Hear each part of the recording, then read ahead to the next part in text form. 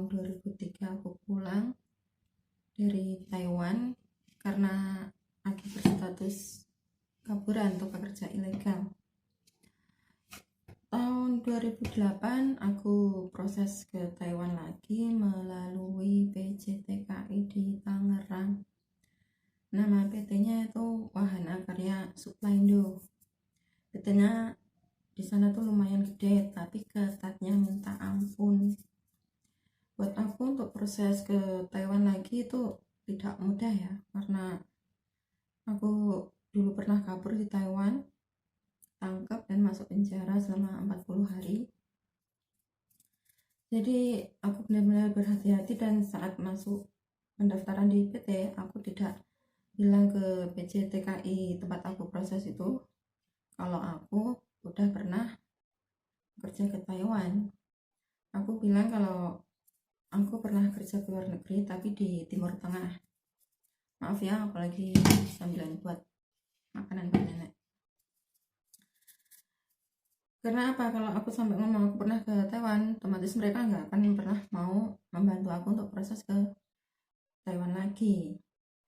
Karena aku bekas kaburan ya, mana ada PJTKI yang mau menerima calon TKW-nya itu bekas kaburan di negara tujuan. Berarti nggak mau, ya pasti mereka akan takut gimana nanti kalau aku udah nyampe kabur lagi. Pasti mereka juga nggak akan mau rugi ya untuk memproses kita. Dan selama di PT pun aku benar-benar berhati-hati. Karena apa?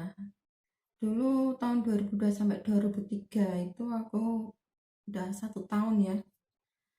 Jadi otomatis untuk bahasa 50% aku udah bisa menguasai, tidak seperti yang lain-lain yang sama sekali belum pernah belajar bahasa Mandarin.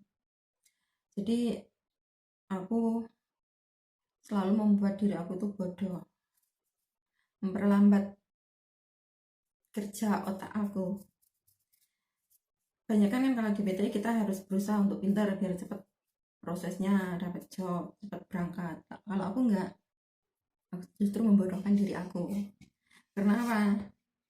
Kalau aku cepat-cepat bisa bahasanya, mereka malah curiga. Karena apa? Cara bicaraku dan logat bahasa Mandarin yang aku pakai pun udah berbeda dengan yang sama sekali belum pernah bicara dengan bahasa Mandarin. Jadi aku benar-benar berhati-hati selama di PT. Paspor yang aku pakai pun juga paspor yang itu, bukti kalau aku pernah kerja ke luar negeri ya, paspor yang dari Timur Tengah itu, bukan paspor yang dari Taiwan. Karena pasporku yang dari Taiwan itu udah ada stempel merah dari kepolisian Taiwan juga, jadi nggak bisa, itu pasti langsung ditolak sama PT. Dan sebelum aku proses ke situ, proses kembali ke Taiwan ya, itu aku nunggu waktu sekitar 5 tahun ya.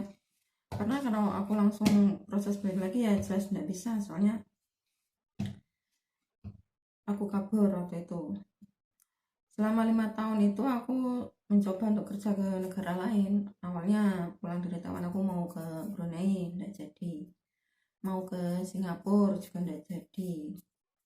Terus mau ke Hong Kong udah di PT 5 bulan juga nggak jadi. Dan akhirnya keputusan terakhir aku ke Timur Tengah.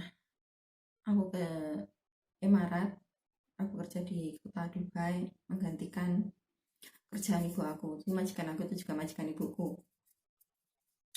Aku kerja di sana itu selama 3,5 tahun, dan akhir 2004 awal sampai akhir 2007 aku pulang. Terus setelah itu di rumah kurang lebih 3 bulan aku baru proses ke Taiwan lagi.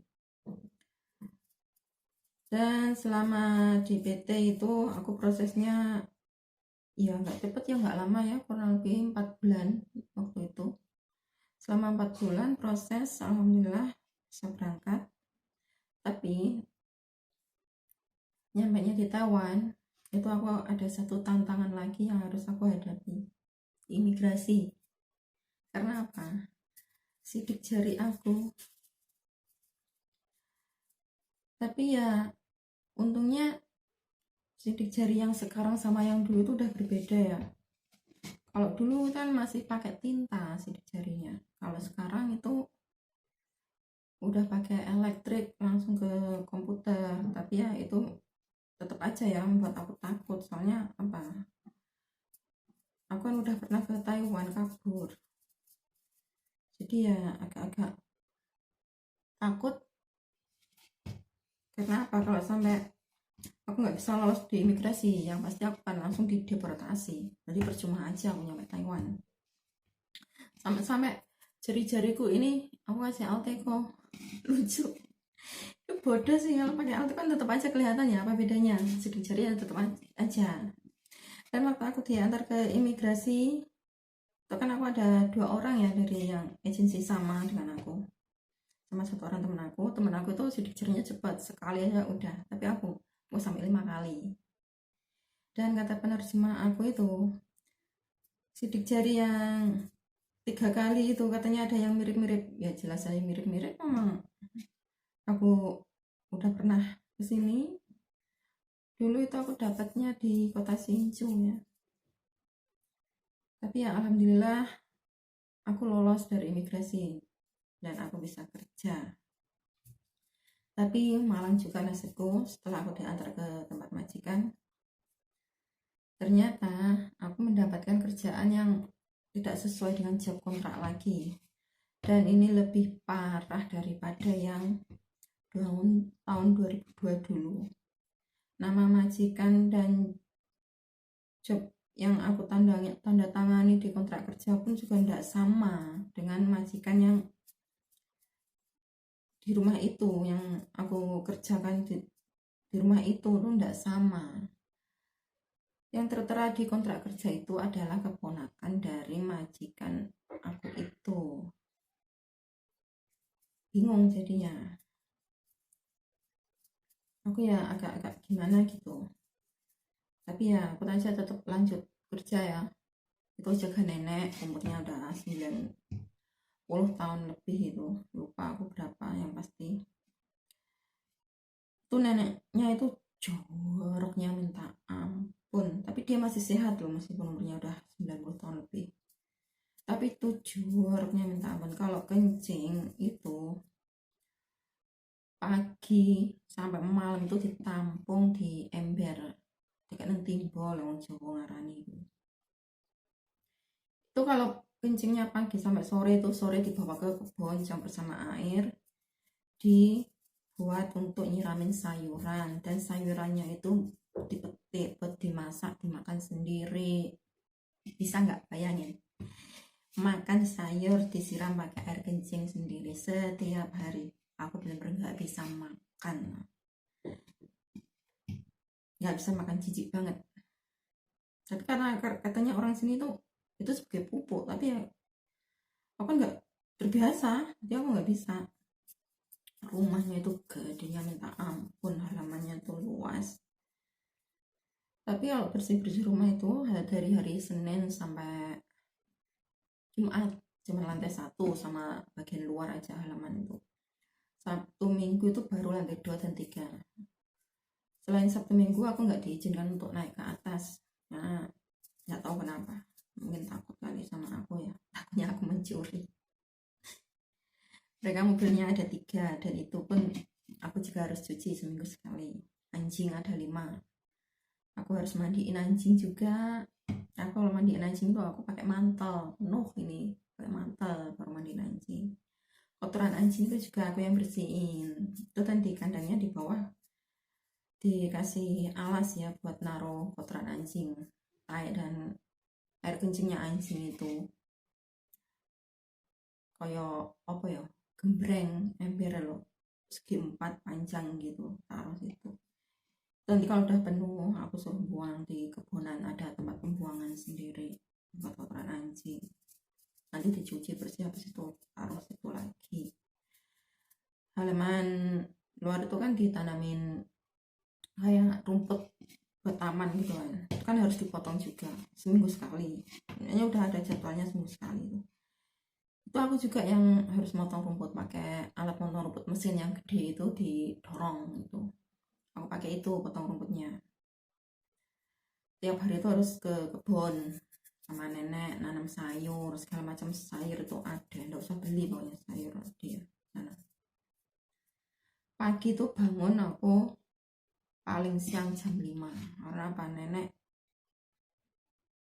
tiap pagi ke kelenteng buat sembahyangan. Dia tuh pagi-pagi sekali bangunnya, kadang jam 4, setengah 4 tuh kadang udah bangun, udah nungguin di ruang tamu gitu. Jadi ya otomatis aku harus cepat bangun juga, karena kalau nggak bangun dia tuh ngeliatin kamar terus. Kalau aku belum bangun sampai jam 5 aku belum bangun, dia jalan sendirian. Dia aku harus bangunnya pagi-pagi. Siang aku nggak ada jam istirahat tidur apa, enggak ada.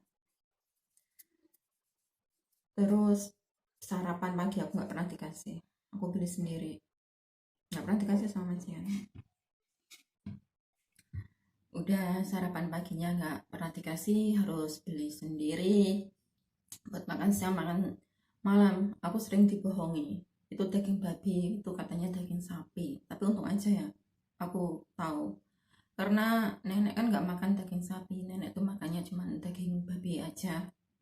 Dan aku pikir kalau ini daging sapi kok nenek mau makan. Terus aku tanya sama nenek dengan bahasa yang masih sangat kurang ya, karena nenek kan bahasanya bukan bahasa Mandarin, nenek pakai bahasa Hakka.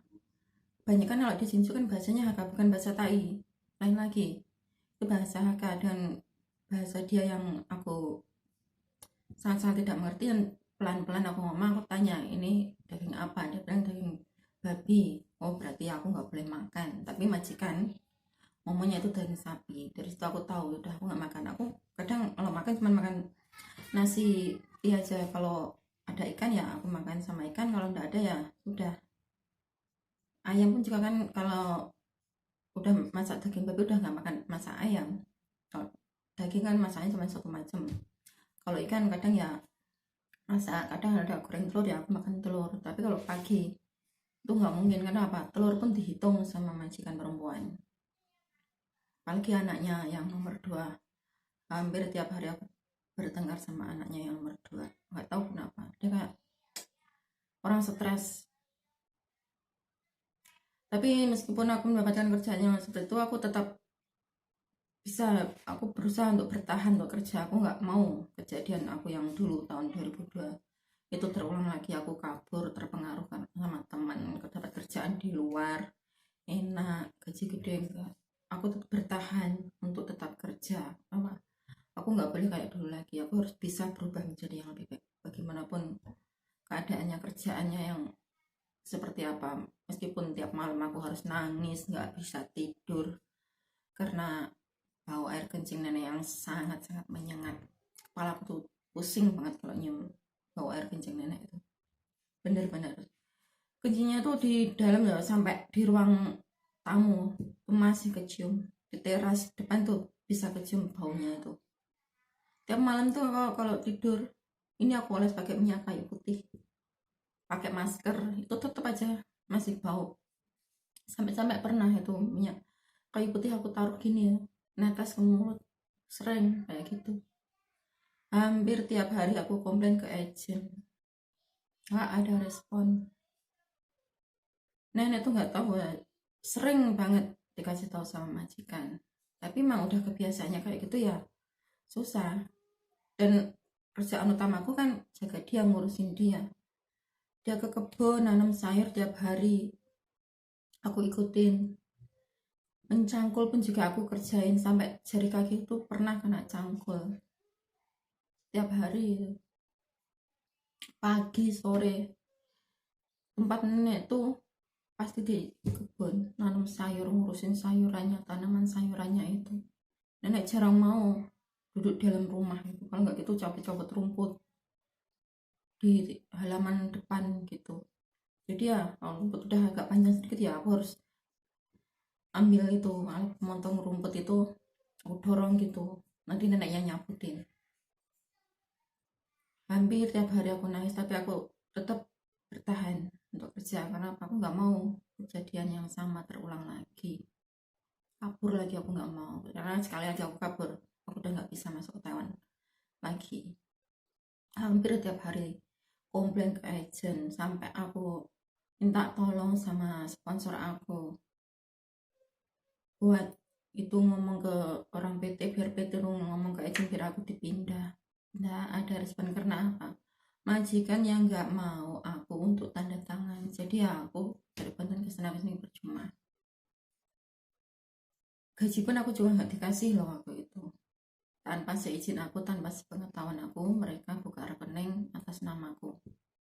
Itu aku tanya waktu bulan pertama, aku harusnya terima gaji, kok aku nggak ada gaji. Aku telepon ke agent, terus sama ke agent baru dikasih tahu kalau ternyata mereka buka rekening atas namaku, majikan yang buat. Terus karena kan sarapan aku tiap hari beli sendiri ya, sebelum dapat terima gaji itu dikasih sama temen aku, itu yang pembantunya majikan yang tanda tangan di kontrak kerja aku itu. Dia sering kan diajak majikannya datang ke rumah gitu, dia bawa makanan, kopi, apa, roti itu pemakan. Aku sembunyiin, aku taruh di kamarku, karena kalau aku taruh dulu diambil sama anak majikan yang nomor 2, dibawa naik ke atas. Kan kalau di atas lantai 2 itu ada pintunya, masuk itu dikunci, nggak dibuka, itu selalu dikunci, jadi nggak bisa masuk selain mereka. Tiap orang punya kuncinya sendiri-sendiri gitu. Jadi ya solusi aku kalau pagi sarapan beli sendiri. Tiap kali waktunya gajian aku minta uang 2000 tuh untuk buat beli sarapan. HP pun juga nggak boleh pegang. Jadi kalau aku telepon agent mana, aku pakai telepon umum. Nah, terus aku sempat ngomong sama itu majikan yang satunya lagi yang itu tanda tangan di kontrak kerja aku pengen beli HP. Nah, sama dia nggak boleh, udah dia punya HP bekas, terus dikasihkan aku suruh pakai. Nggak taunya itu sama anak majikan aku dicuri.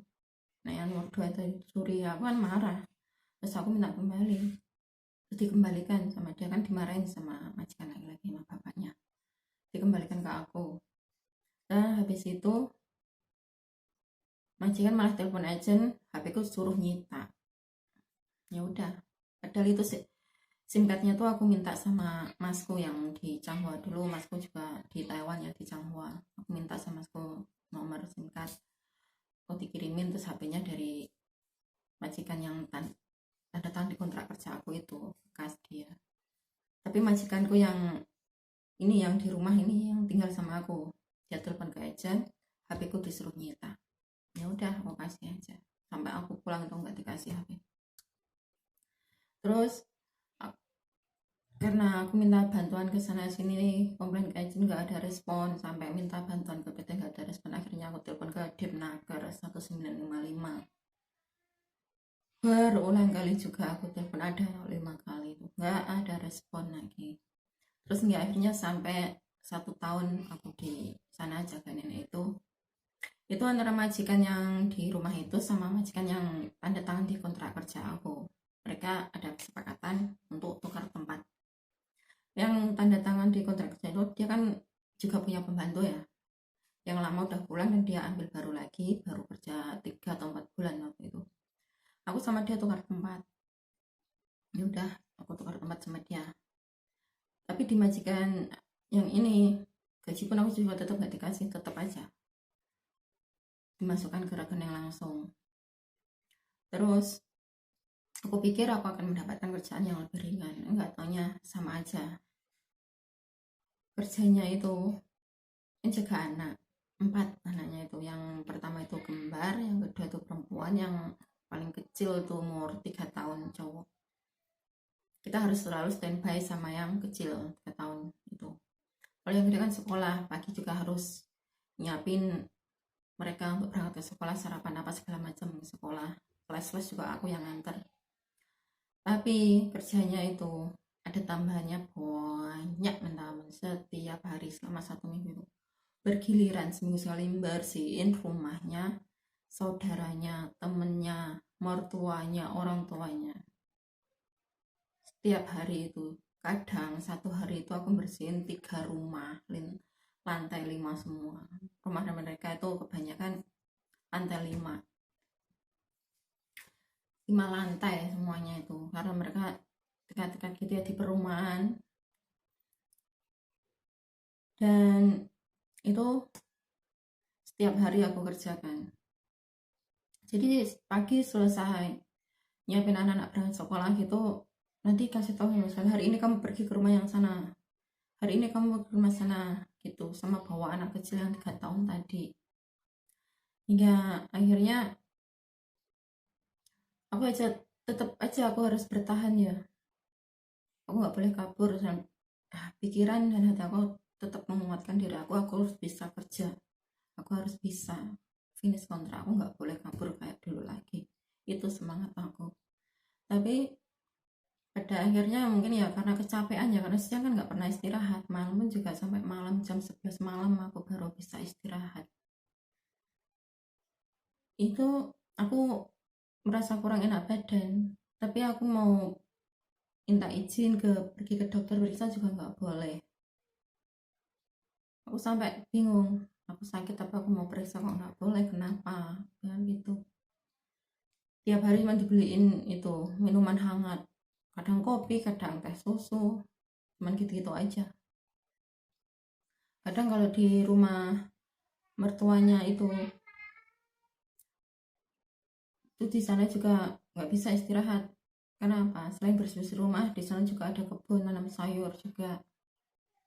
Di rumah orang tua majikan perempuan juga sama, karena rumah mereka di kampung ya, jadi ya sama aja antara majikan yang pertama tadi yang jaga nenek dan majikan yang kedua ini juga sama, cuman bedanya kalau kerjaan di kebun itu nggak setiap hari aku kerjakan, cuman waktu diajak ke sana aja. Kan diajak ke sana kan rutin seminggu sekali, kalau hari Sabtu di rumah orang tuanya majikan laki-laki, kalau hari Minggu di rumah orang tuanya majikan perempuan, itu berbisnis rumah sama di kebun gitu. Nah ini akhirnya karena periksa dokter nggak boleh, sakitku semakin hari aku semakin merasa tambah parah. Aku minta izin untuk pulang, minta izin untuk pulang pun juga nggak boleh, berantem sampai majikan nyuruh agent telepon ke orang tua aku di Indo. Bener, agentku telepon ke Indo bilang dia nggak bisa pulang kalau belum habis kontrak atau dia akan kena denda. Aku nggak peduli, aku tetap ngotot pulang. Ibuku pun juga ngomong sama ke agent, nggak, dia harus pulang, dia lagi sakit, dia harus pulang. Terus majikan kan udah pasrah ya, karena aku tiap hari ngotot terus minta pulang, ngomel terus. Akhirnya ada kesepakatan, kamu boleh pulang tapi harus nunggu cari ganti dulu. Jadi aku nunggu kurang lebih 5 bulan waktu itu. Aku nunggu 5 bulan baru aku pulang. Tapi sebelum 5 bulan itu aku udah ke Depnaker tanda tangan putus kontrak, tapi dikasih jelang waktunya tuh 5 bulan baru pulang, baru benar-benar bisa pulang gitu. Dan setelah itu akhirnya aku pulang, aku sampai rumah aku drop lagi ya, tipes. Aku benar-benar ambil waktu buat istirahat, berobat, dan alhamdulillah setelah sembuh. Aku awal tahun 2011 aku proses lagi ke Taiwan, dan alhamdulillah nunggu nggak lama ya, sama kurang lebih 4 bulan atau enggak 5 bulan waktu itu aku dapat job di Taipei, dan alhamdulillah dapat majikan yang baik. Yang di Hsinchu dulu aku kerjanya 2 tahun 7 bulan aja.